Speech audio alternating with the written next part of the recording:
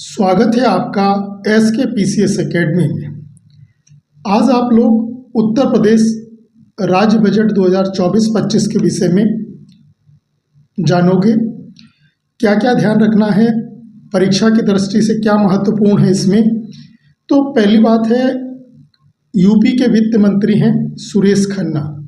इन्होंने 5 फरवरी 2024 को राज्य विधानसभा में 7,36,437 करोड़ 71 लाख रुपए का बजट प्रस्तुत किया है।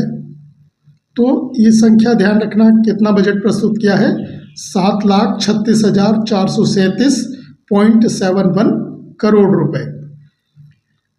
इस बजट में विभिन्न क्षेत्रों व योजनाओं के लिए इस प्रकार से धन दिया गया है। क्या क्या याद रखना है, जैसे सर्व शिक्षा अभियान के लिए इसमें 21,310 करोड़ रुपए रखे गए हैं। जल जीवन मिशन के लिए 22,000 करोड़ रुपए। मनरेगा के लिए रखे गए हैं 5,060 करोड़ रुपए। मनरेगा इसमें आ रहा है महात्मा गांधी नरेगा। आप लोग ये भी ध्यान रखिएगा, कब से शुरुआत हुई है मनरेगा की, तो 2009 से। ये पहले नरेगा था, नरेगा की शुरुआत हुई थी 2006 से और नरेगा एक्ट बना था 2005 में। तो नरेगा अधिनियम बना 2005 में, भारत में नरेगा लागू हुआ 2006 में और नरेगा का नाम मनरेगा कब कर दिया गया, 2009 में। तो इनको भी आप ध्यान रखना। स्वच्छ भारत मिशन के लिए 7,575 करोड़ रुपए रखे गए हैं। नमामि गंगे व ग्रामीण जलापूर्ति, इसके लिए 25,710 करोड़ रुपए। पंचायती राज के लिए दिए गए हैं 21,197 करोड़ रुपए। शिक्षा के लिए दिए गए हैं 76,035 करोड़। ऊर्जा में खर्च किए जाएंगे 57,071 करोड़। पुलिस के लिए दिए गए हैं 39,516 करोड़। तो पुलिस में प्रश्न आ सकता है, पुलिस के लिए यूपी के राज्य बजट में कितना बजट का प्रावधान किया गया है, 39,516 करोड़। स्वास्थ्य परिवार कल्याण, इसके लिए दिया गया है 27,086 करोड़। लोक निर्माण विभाग के लिए 34,858 करोड़। भारी और मध्यम उद्योग के लिए 21,054 करोड़। ग्रामीण विकास के लिए दिए गए हैं 25,409 करोड़। नगर विकास के लिए 25,698 करोड़। प्रधानमंत्री आवास योजना के लिए 6,389 करोड़ और प्रधानमंत्री ग्राम सड़क योजना के लिए 3,668 करोड़ रुपए का प्रावधान इस बजट में किया गया है। प्रमुख योजनाओं के विषय में आप लोग ध्यान रखेंगे। प्रधानमंत्री मातृ वंदना योजना, इसके लिए बजट में 322 करोड़ रुपए का प्रावधान किया गया है। BSc नर्सिंग कॉलेज की संख्या 6 है, इससे बढ़ाकर 23 की गई है। आयुष्मान कार्यक्रम के अंतर्गत 1600 हेल्थ एंड वेलनेस सेंटर स्थापित किए जाने का लक्ष्य रखा गया है। और महायोगी गुरु गोरखनाथ आयुष विश्वविद्यालय, ये बनेगा गोरखपुर में। राजकीय आयुर्वेदिक महाविद्यालय अयोध्या में और राजकीय होम्योपैथिक मेडिकल कॉलेज वाराणसी में, इनकी स्थापना का लक्ष्य रखा गया है। गंगा एक्सप्रेसवे परियोजना के लिए 2,057.76 करोड़ रुपए की व्यवस्था की गई है और आगरा लखनऊ एक्सप्रेसवे व पूर्वांचल एक्सप्रेसवे को जोड़ने के लिए 500 करोड़ रुपए दिए गए हैं। कृषि में आप लोग ध्यान रखेंगे, मुख्यमंत्री खेत सुरक्षा योजना, इसके लिए उत्तर प्रदेश में कितने दिए गए हैं, 50 करोड़ रुपए का बजट का प्रावधान किया गया है। उत्तर प्रदेश में कृषि क्षेत्र की विकास दर 5.1% को प्राप्त करने का लक्ष्य है। कृषि को प्रोत्साहन देने हेतु 3 नई योजनाएं शुरू की गई हैं। इन तीनों योजनाओं को ध्यान रखेंगे। पहली है राज्य कृषि विकास योजना, दूसरी विश्व बैंक सहायतिक यूपी एग्रीज योजना और तीसरी है ऑटोमेटिक वेदर स्टेशन और ऑटोमेटिक रेन गेज। तो ऑटोमेटिक वेदर यानी मौसम का पता लगाने और वर्षा का पता लगाने के लिए ऑटोमेटिक रेन गेज और वेदर स्टेशन लगाया गया है। ये चित्र है इस टाइप से, ये ऑटोमेटिक वेदर स्टेशन और ऑटोमेटिक रेन गेज, ये यहाँ पर ये रेन का पता चलता है इससे। ये इसमें पूरा डाटा फीड होता है। ये सोलर प्लेट है जिससे ये चार्ज होकर ये मशीन कार्य करती है। नरेंद्र देव कृषि प्रौद्योगिकी विश्वविद्यालय ये अयोध्या में है, फैक्ट है, ये ध्यान रखिएगा। और महात्मा बुद्ध कृषि एवं प्रौद्योगिकी विश्वविद्यालय कुशीनगर में है। यूपी में गन्ना उत्पादकता 72 मीट्रिक टन प्रति हेक्टेयर से बढ़कर 84 मीट्रिक टन हो गई है प्रति हेक्टेयर। तो गन्ना की उत्पादकता बढ़ी है।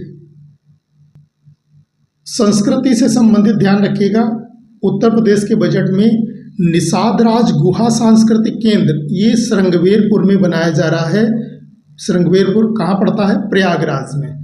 और इस टाइप का ये पार्क विकसित किया जा रहा है।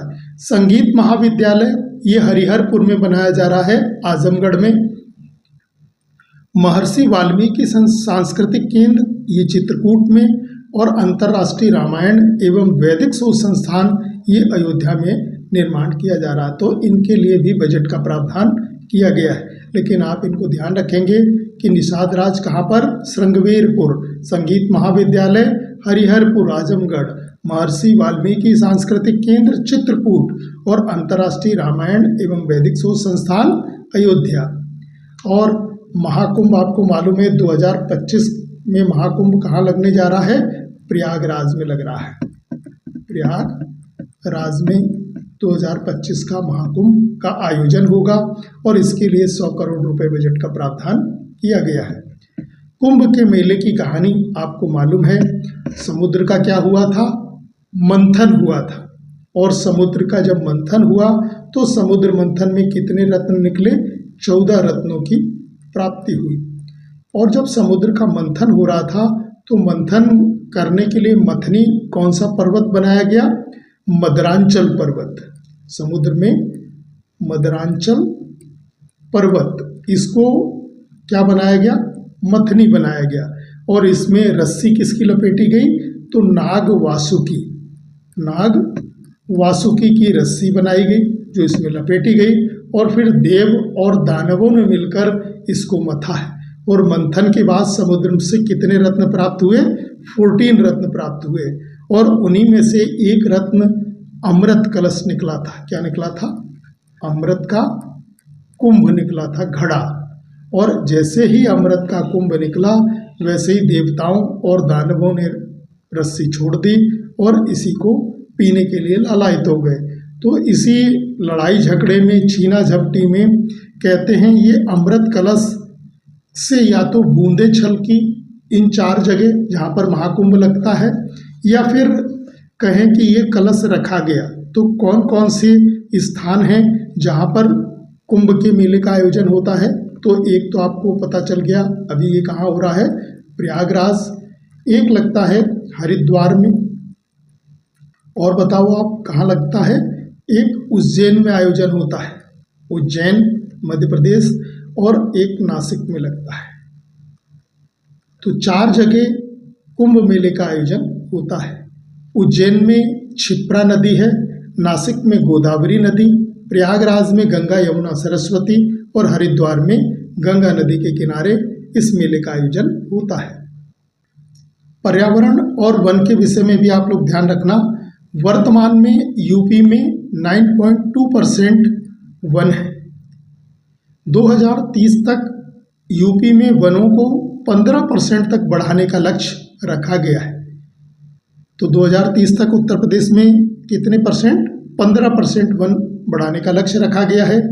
और यदि हम वन की बात करें तो आपको मालूम है पूरी पृथ्वी पर वन कितना परसेंट होना चाहिए? तो अर्थ पर फॉरेस्ट होना चाहिए 33.33%। अगर इतना वन होगा तो ऑक्सीजन, वनों से क्या प्राप्त होती है? ऑक्सीजन। और मनुष्य वगैरह सब क्या छोड़ते हैं? CO2। तो इसका क्रम सही बना रहेगा। तो पृथ्वी पर 33.33% भाग पर क्या होने चाहिए? वन होने चाहिए। तो इसको आप ध्यान रखना। भारत में वनों की बात करी जाए तो भारत में अभी 2021 में रिपोर्ट आई है, वन रिपोर्ट 2021। इसके अनुसार भारत में वन कितने परसेंट भाग पर हैं?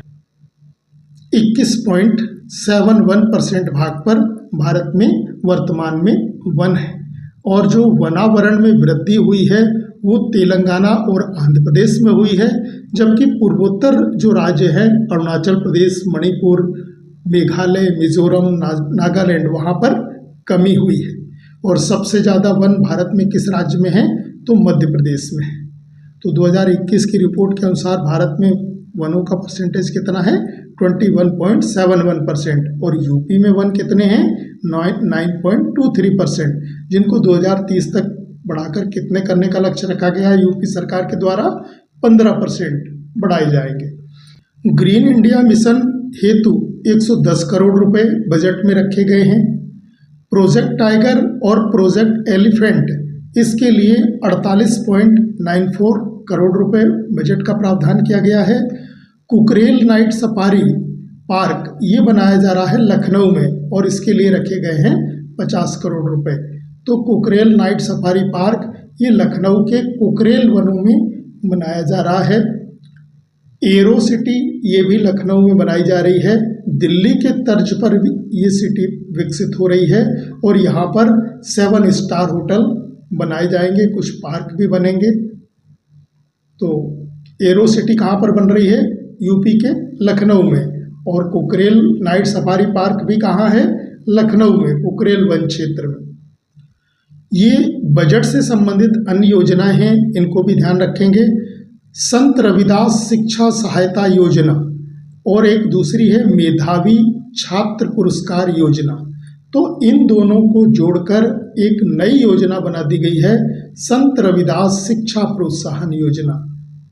तो संत रविदास शिक्षा सहायता योजना और मेधावी छात्र पुरस्कार योजना को जोड़कर एक योजना क्या बनाई गई है? संत रविदास शिक्षा प्रोत्साहन योजना कर दी गई है।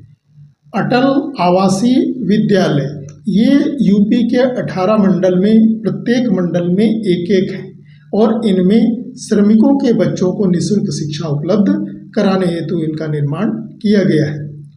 डॉक्टर राजेंद्र प्रसाद राष्ट्रीय विधि विश्वविद्यालय ये प्रयागराज में बन रहा है, और इसके लिए 100 करोड़ रुपए बजट का प्रावधान किया गया है।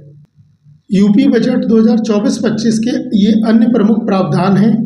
प्रधानमंत्री मत्स्य संपदा योजना ये 2020 से 2025 तक संचालित है, और इसी योजना के अंतर्गत एक्वा पार्क के निर्माण के लिए 190 करोड़ रुपए यूपी के बजट में रखे गए हैं। हथकरघा एवं वस्त्र उद्योग के क्षेत्र में इस बजट में 40,000 रोजगार सृजन करने का लक्ष्य रखा गया है।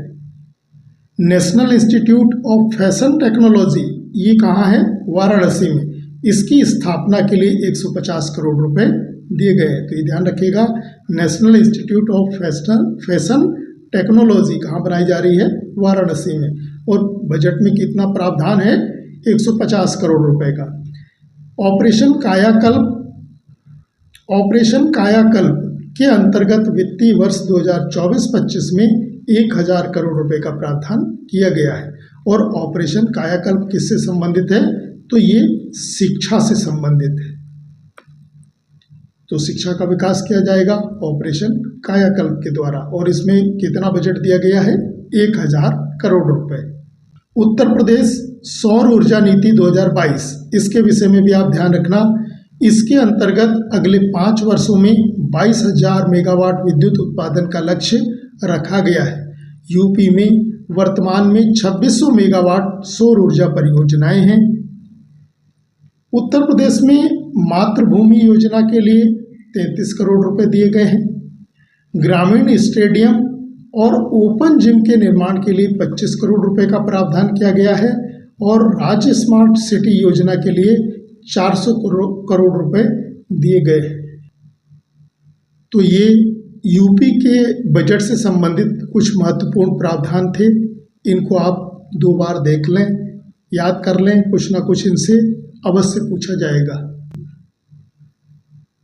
मिलते हैं नए टॉपिक के साथ अगली क्लास में। धन्यवाद।